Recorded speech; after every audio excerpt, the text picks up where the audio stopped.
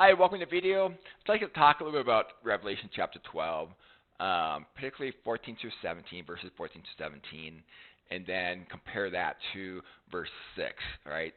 So, so we here have a woman given two wings of a great eagle that she might fly into the wilderness, all right?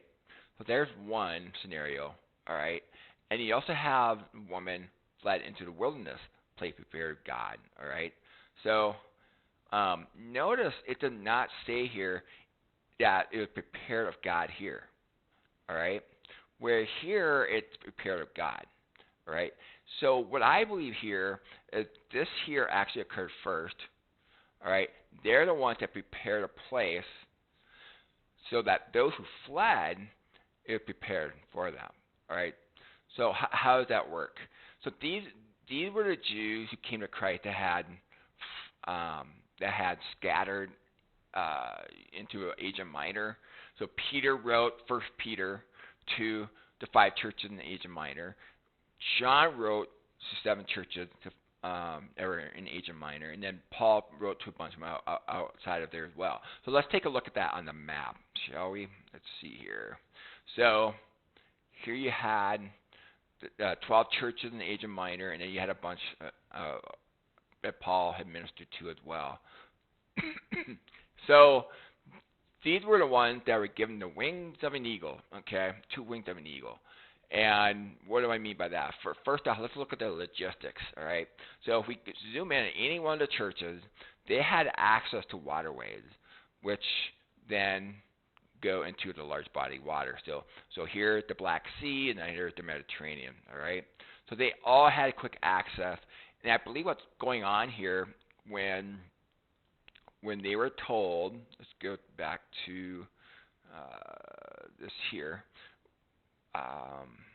Mark 13:27, and then shall send angels and messengers. Basically, some point they were told by a messenger it's time to go for the gathering. All right, 2 Thessalonians chapter 2, that's the gathering I'm talking about. And so gather together his elect from the four winds. So remember earlier, wings of an eagle, right? And then now it says gathered elect from the four winds. All right. So what I believe going on here, let's go back to the map here. So they were on their boat. They had sailed on. They all did, and they were given wings of an eagle. So they flew.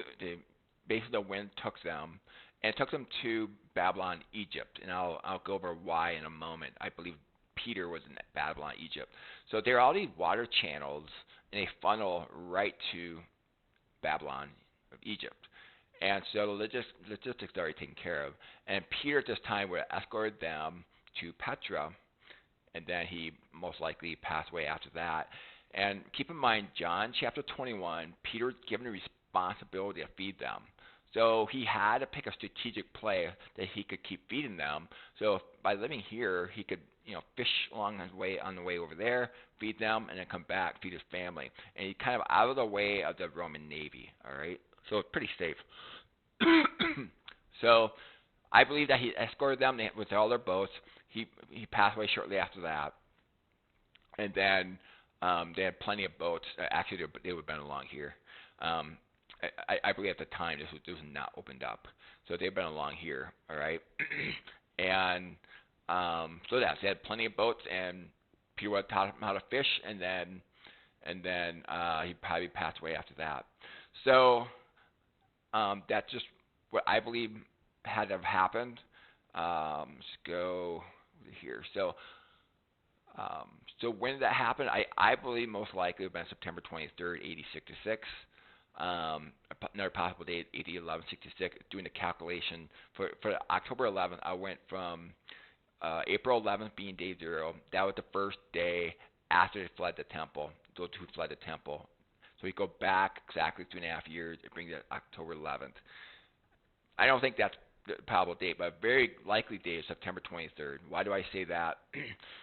And keep in mind, I will never be able to verify this because they left quietly. They're under heavy persecution, under Nero persecution. They're not going to be advertising to everybody, hey, I'm heading out.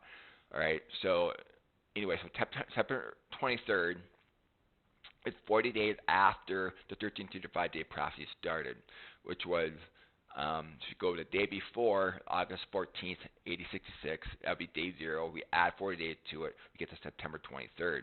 And why 40 days? Because you back up 40 years, got the 70th week of Daniel, 7 years. The first 40 days, Jesus was tempted. All right? So we offset 40 days. That's where we get to September 23rd. Now, what's interesting about this, using the Gregorian calendar, the Gentile calendar, it's Julian back then, but they refined the calculation since then, Gregorian. You add exactly 7 years to this is the day, the first day, to how the Israel was left desolate. It's the day right after their judgment of 12 tribes of Israel was taking place. All right? So that pattern repeats. Go back to the 70th week of Daniel, 40 years earlier. The gospel went to the Jews for 3.5 years, and that last day of the 70th week, the gospel went to the Cornelius household, the Gentiles. That pattern is repeated again 40 years later, but on a large scale now. Now it's on a worldwide scale. All right? So, yeah, just interesting. So, let's just back up a little bit. So, here we have, let's go back to Daniel 9. So go back to the 70th week. He will make firm a covenant with many for 1 week. But in the middle of the week, he will put a stop to sacrifice and grain offerings. That's Jesus on the cross. Okay. And on the wing of abominations will come one who makes desolate, even until the complete destruction, one is decreed, poured out on the one who makes desolate. So if we go over back to the first week of Daniel, you have the cross, right? So this red line here is the abominations. That's when the Jews, remember, they cried out, "We had no king but Caesar." So they rejected Christ, the perfect sacrifice, and they're more loyal to Caesar than they are to Christ. So when they did the animal sacrifices for Caesar, all right? And so,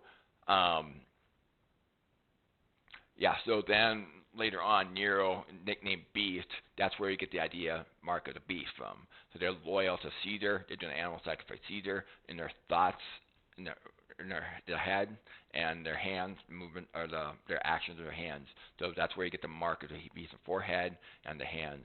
Okay, so that continues on. That's the wing of abominations. All right, the wing of abomination will come on one who makes desolate.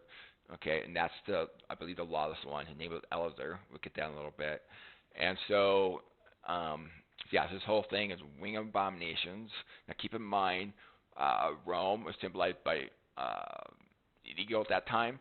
So picture that in your mind, like the wings being loyal to Rome. All right, wings of an eagle. So, and then later on, right when that ends, August 14th, 8066, right after that, then they're given the wings of an eagle. Timing pretty good, right?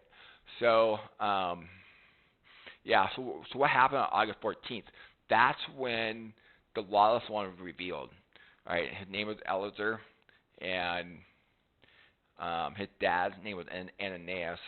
He was the high priest, and his dad, the high priest Ananias, and he actually had an encounter with Paul in Acts 23.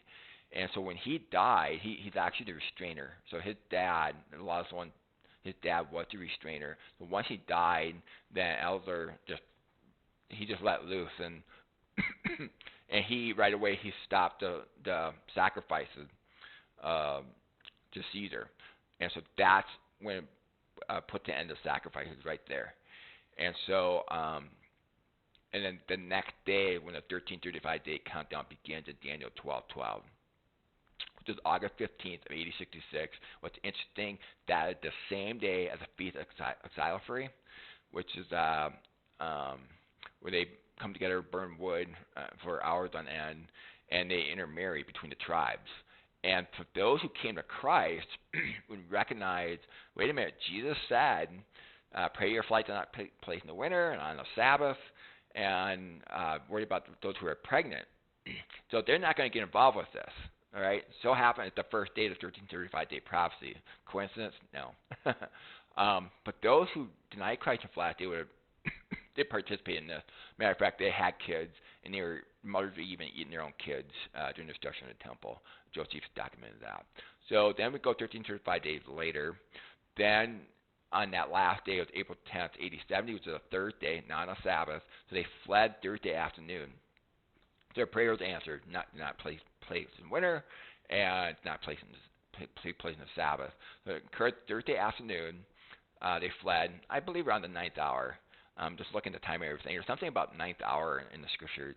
But anyways, around the ninth hour, I believe they fled. So they had finished fleeing by sunset.